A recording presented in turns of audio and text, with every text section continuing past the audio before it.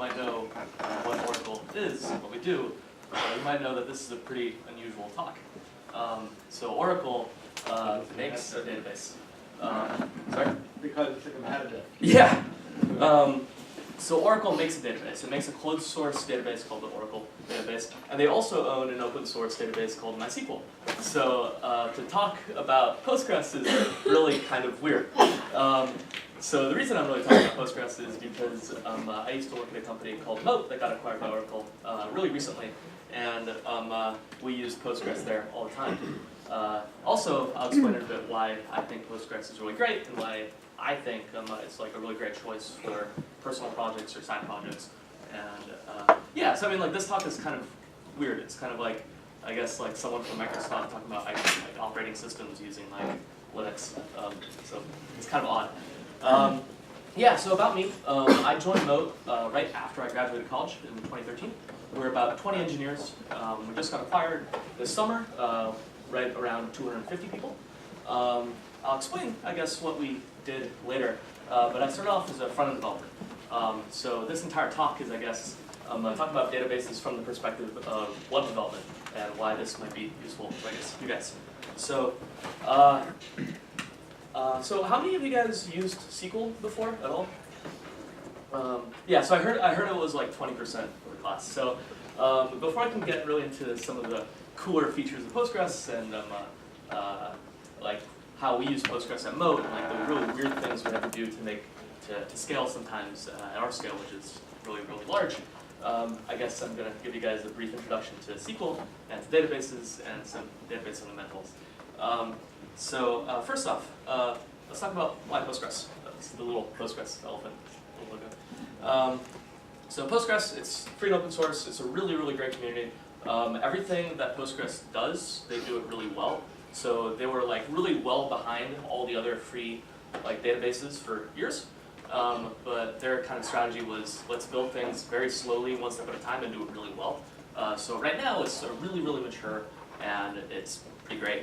And as I'll show you guys later, it has some pretty great performance. And also, I love SQL. I know, like, reading from your guys' website, a lot of you guys recommended like NoSQL databases for just starting off, but you can pry SQL from my cold dead hands. SQL is amazing. And I guess to explain why, I should probably explain what SQL is. So SQL is a language for, I guess, data, for managing data, inserting data, reading data, updating, and it's completely meant for human beings. Because it's an actual language. It's not a protocol that a web server uses to talk to a database. It's an actual, I guess, language, right? It's been everywhere since like the 70s. Like it's everyone, and this isn't like a little bit of an exaggeration, but not too much. Everyone knows it. Like you go to like a company where like like you hire a biz dev guy like who's supposed to like do analytics on your data set. That guy knows SQL. You ask a lot of your sales guys, they know SQL. You ask a lot of your account management people, some of them might know SQL. SQL is like everywhere. It's just like really, I guess, convenient for human beings to ask one-off questions and get answers.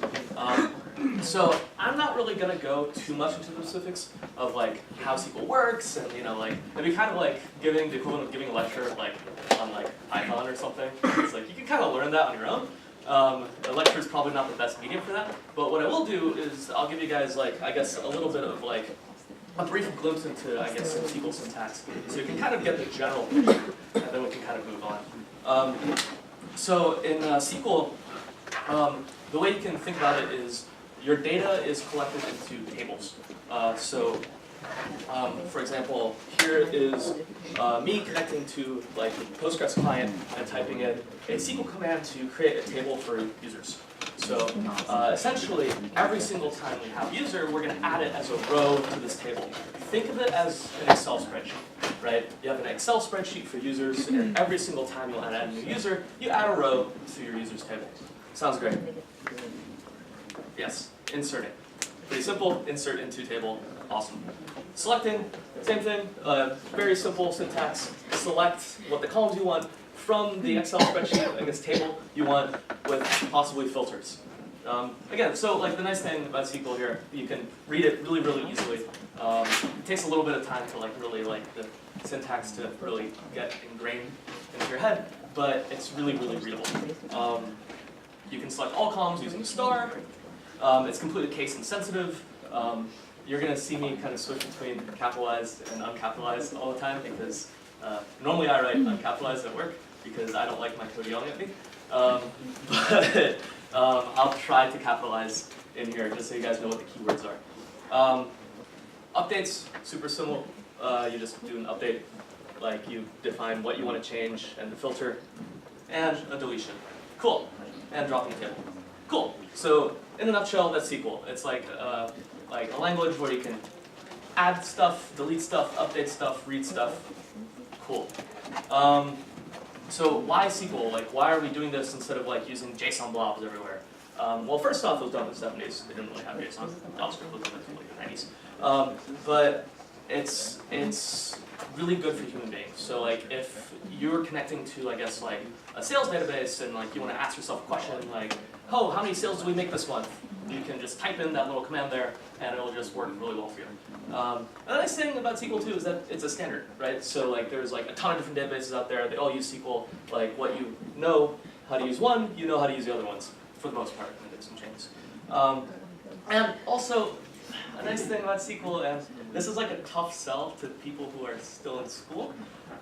So I remember when I was learning programming in high school, you know, like I learned with Java, and I got to college, and someone showed me Python, and it was like amazing. It was like the most amazing thing in the world. It's like, oh man, I don't have to, you know, like define my variables. It looks like pseudocode. It's great. Yeah, that's great for a while. But it's really nice to have things strongly typed. First off, when you grow to be like a really big company, and you have a lot of people working on a team, you don't want to be wishy-washy with what you put into your database. You don't want to be wishy-washy about anything at all, right? When you strongly type something, you're less likely to have errors. Things are soundly typed. Compile time, you're probably more likely to find stuff. There's going to be less accidents. And also, the more assumptions that you make about anything, this is true of anything computer science, right? The more specific you are, the more performance you're probably going to get. You always trade performance for like being more specific, right? So like the more specific you are, the more assumptions you make, the really speedier you can make things. So anyway, I love SQL, and that's all I'm gonna say about that. Next I'm gonna talk about like object relational mappers, which is basically like how you use SQL in any kind of service, like Express or Django or whatever web framework you're gonna use. Odds are you're not gonna use raw SQL. There's a lot of mistakes that you can make if you do raw SQL, and I'll show you why right now. So this is like a little Python script where essentially we are doing an update to a row, right? So this is a pretty, I guess, common thing to do. Like imagine, I guess, like a web form in your settings page or whatever, and it's like change your email here. And you hit the button, and somewhere it's going to hit this function where it's like, change this user of ID blah to this email. Great, that makes a ton of sense. And all we're doing here is we're just formatting a string and just executing that string. Great, what could possibly go wrong? Well, what happens if the user creates, like I guess, a malicious string, right? Again, since SQL is meant for humans, that means that if you take human input, humans can abuse it. Right? So instead, this kind of is, let's say the user is inputting null, drop table user, and comment, right? What's that going to do? Well, you're going to make a query that's update user set email to null, semicolon, next statement, drop your table, so drop everything in your database related to users, and comment out the rest so it doesn't do an error. That's a SQL injection attack. It's incredibly common. It can be incredibly painful. It's not good. So how do you solve it? Well, you want to validate basically the input that your users give you, right? You want to clean it up. You want to make sure there aren't any things like semicolons, or you want to make sure that there's some nothing really fishy going on with it, like no quotes, no semicolons, no comments. Or if you do, you're going to try to escape it, right? So ORMs will help you with that, because ORMs are essentially a library that will handle all of your SQL for you. Instead of you writing your raw query, it's you writing stuff in the language that you know. If you're writing in JavaScript, you're going to write JavaScript. If you're going to write Python, you're going to write Python. And that's going to translate to SQL. And that is going to handle, I guess, that translation to that like string, that human readable string that goes to the database. Does that make sense? Yeah. Is Django an example of that? Django is a web framework in Python. They have their own ORM as part of the framework. Yeah. And it also hides all your C complexity, which is a good thing in some cases for beginners, a bad thing in other cases because hiding complexity means that you're hiding a little bit of the understanding of what's going underneath. So here's an example of the connection part of an ORM in JavaScript. Right. This is the most popular ORM for SQL in JavaScript. It's called Sequential. And this is literally just initializing a Sequential instance. So it can connect to the database. So Postgres needs a user, you need to know the database, you need to know where it is, the hostname, the password, and that's all, makes sense. It's all in JavaScript. Instead of, using a table, you define a class. So in this case, SQL is not really a class, SQL is TypeScript. But in this case, you're basically telling SQLize, hey, this is my table, my users table, here's what's in it, I have this ID column, I have this email column, here's how they're defined, great. And then you can start querying using that model, right? So instead of writing raw SQL, you can literally just use user.create or user.find. ORMs abstract all of that SQL voodoo magic, all the strings away into little functions that you can use. And it's going to be significantly safer than just using string formatting. Great. So let's go into transactions. So transactions are a, key part of databases that you just really should understand if you're using a database. So I guess the best way to show it is to do an example. So let's say that we're making a Venmo clip. Venmo, for those of you who don't know, so most of you do, is just an app that you can use to send someone money, right? So let's say that we have a users table, and it's just ID, email, and money. And very optimistically, money is going to be a big int instead of an int. And as an aside, serial there. Serial is just basically, a column that basically where the default starts at 0, the next time you insert it's going to be 1, the next time you insert it's going to be 2. So it'll just automatically assign an ID for you. Great, cool. So let's do some code for sending money in our little fake Venmo app. Let's send $20 from user 1 to user 2. So the first thing your web app is probably going to do is you're probably going to query this little table to see, hey, does user 1 have enough money to send money to user 2? So you're probably going to select money. I'm basically translating here what the ORM is going to do. I'm never going to write this raw SQL, but that's what's going to happen under the hood, right? So you are trying to find out how much money user 1 has, right? And if they have enough money, then you're going to keep doing the next 2 steps, which is subtract $20 from user 1, add $20 to user 2. Great. So what happens if your web server disconnects? What happens if your database suddenly becomes unavailable? What happens if AWS has an outage right there? Well, then you just subtracted $20 from user 1, and that $20 didn't go to user 2, right? That's clearly a problem, right? So we want to be able to make our system resilient against that type of, invalid state, right? So this is what a transaction is. What a transaction is used for. A transaction allows you to wrap your code in a begin and a commit. So what does that mean? That means that all of the code that gets run between the beginning and the commit gets run at the same time when the commit happens. So that means that if, for example, you disconnect from your database after the first update but before the second update, it will never, take action. Things will never be committed until that commit happens. So if you're a bank, or if you're any kind of application that takes state, this is really important, right? And also you can, if you really want to, just abort a transaction by yourself without a disconnect, which is really useful if you caught an exception or something. So transactions. Everything happens in one go, and it teaches something called ACID compliance. So ACID is kind of this concept that happened, people started writing about in the 80s, and it's, defining what a transaction should be. It's, I guess, a little acronym for atomicity, consistency, isolation, durability. So atomicity, everything in the transaction happens at one time, right? There's no like half state, right? Consistency, after the transaction, the database is always going to be in a valid state. It won't be in a halfway state, and it will always follow the rules. And after a transaction happens, like a subsequent transaction will, I guess there's multiple levels of consistency, we'll get there. But after that transaction happens, basically subsequent transactions will know about it immediately, right? Isolation, two ongoing transactions should infect each other. And durability, once the transaction is committed, it will always remain so, even in case of power loss. So this means that your transactions are not in like memory. After a transaction happens, it should be in actual disk, it should be in actual storage. Some databases that I'm not going to mention out loud do not do that, and didn't do that for their benchmarks. They said, oh, we have really, really fast writes. And you ask them, what's a write? Well, a write is we buffer the write to our queue. That's not a write, okay?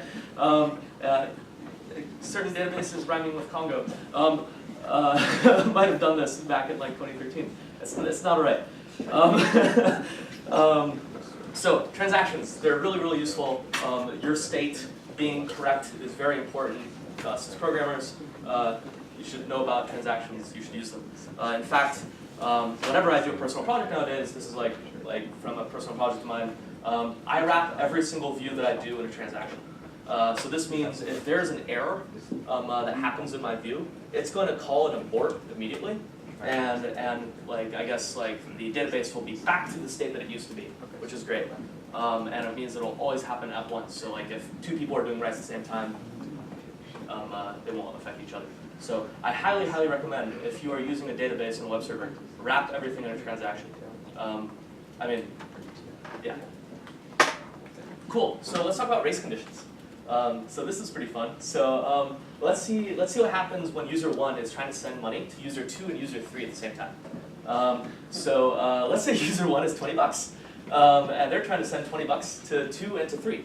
What's going to happen here? Well, let's say that we didn't use transactions and we didn't use any constraints at all, and like our code is like this very kind of naive thing right now where it's, you know, your web server is checking, do they have money? If so, do the update. If so, do the second update. Let's say that the selects happen at the same time, so the updates happen at the same time too. That means that user 1 is going to have negative $20.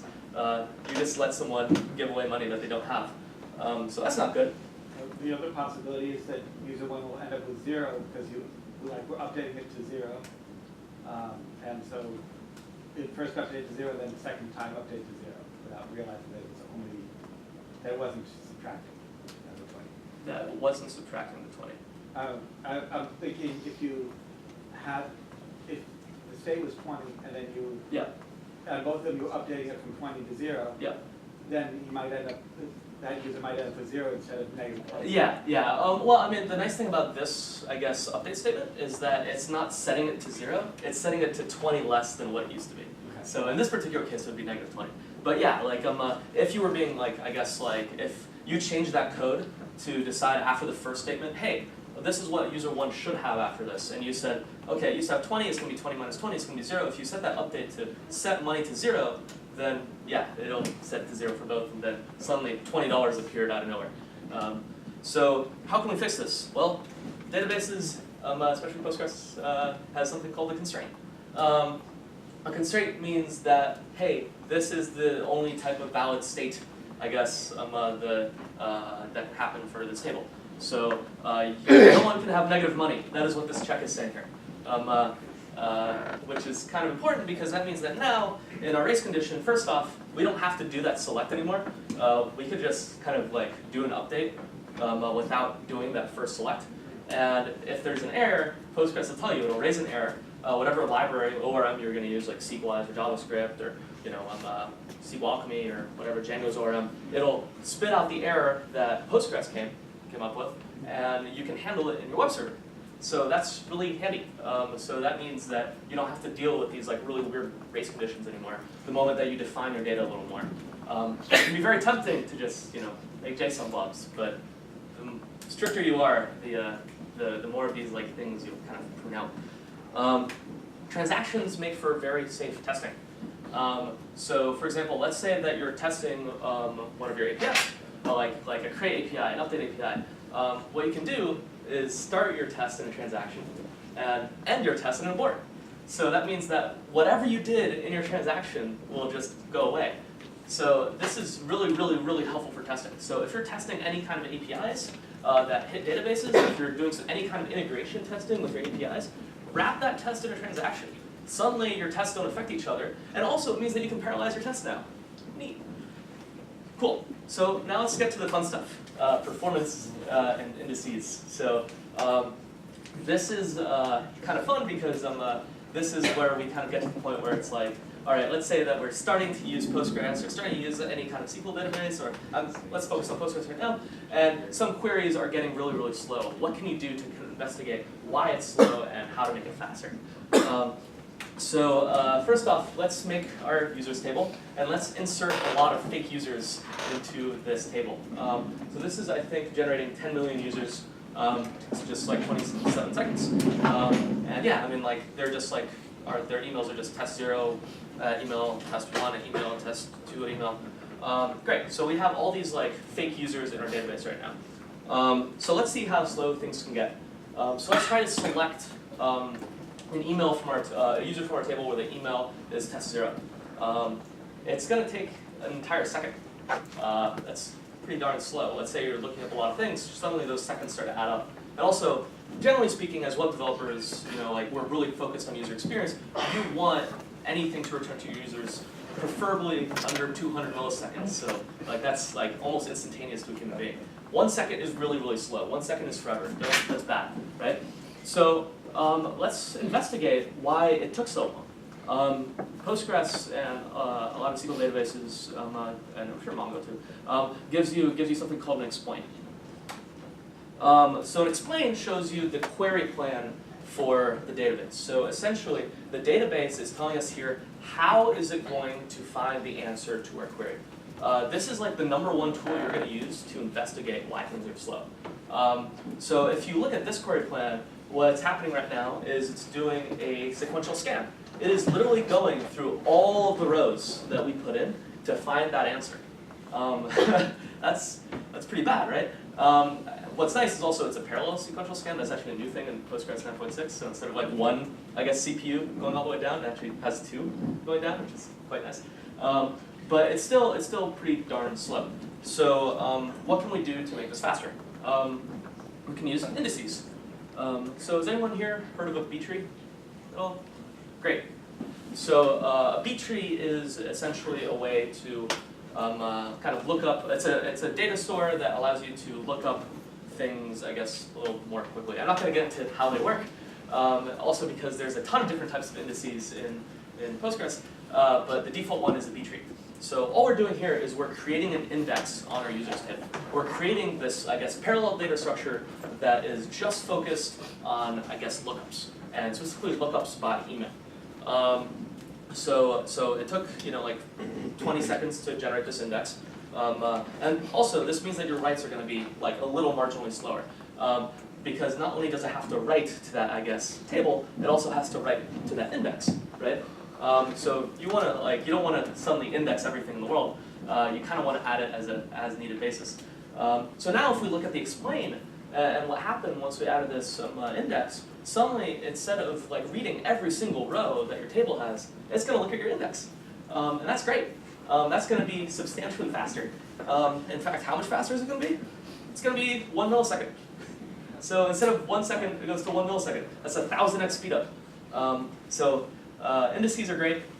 Explains are really great to kind of discover what's going on. Yeah, I mean, this is kind of like one of the helpful things about knowing what's going on underneath the hood, right? Because if you just blindly use an ORM and just say, create something, find something, delete something, you might not know about indices, and you might not know about the ways that you can make it faster underneath the hood. And at scale, this is hugely, hugely important. Great. You can also do something called the unique index. So what's nice about indices is since lookups are fast, you can also look up to see if this is the only thing, I guess, in your table that matches a certain set of criteria. So let's say that you want to make sure only one user signs up with this email. That's what you can do that with a unique key, a unique index. So essentially you create a unique index on email, and every single time you insert a user, it's going to insert into that index, and if it sees that there is a collision, it's going to fire off an error. That's great. It can get a little bit weird with null, because if you think about it, like an index stores values, right? I mean, so if you are, I guess, trying to store null, you can't really store null in a B tree in index. I mean, I guess you could, but one kind of like whack moment for beginners is if you try to store null into an index, a unique index, it won't ever fire off an error. That's not a collision in its mind because that would be indexed. Anyway, you can do indices in multiple columns. So let's say that we're making a table for players, for NFL players, right? And we have like their team, we have the jersey, we have their first name, their last name. Let's say that you're always going to look up a player by his team and the jersey number, right? What you can do is you can make an index on multiple columns to make that kind of filter, where if you're filtering by these two conditions really, really fast. And there's also primary keys. This is kind of like this idea that every table should have a primary key, every table's row should be unique in one way. Whenever you're going to go through like a tutorial for your ORMs or whatever, you're always going to see someone mentioning primary keys. A primary key under the hood is just a unique index where the value can't be null. So that's pretty understandable. Cool. So let's talk about fun things like ETL. Okay, so let's say that you have a crap ton of data and you want to, I guess, like load in all the data from yesterday. So this is the product that like I work on. It's called MoAd or MoAd Search. So essentially, this tool, what it did for what it still does, allows you to search for brand, and we'll show you all the ads that brand ran. We have scrapers that go all across the internet. We collect these ads and we store it in our database, right?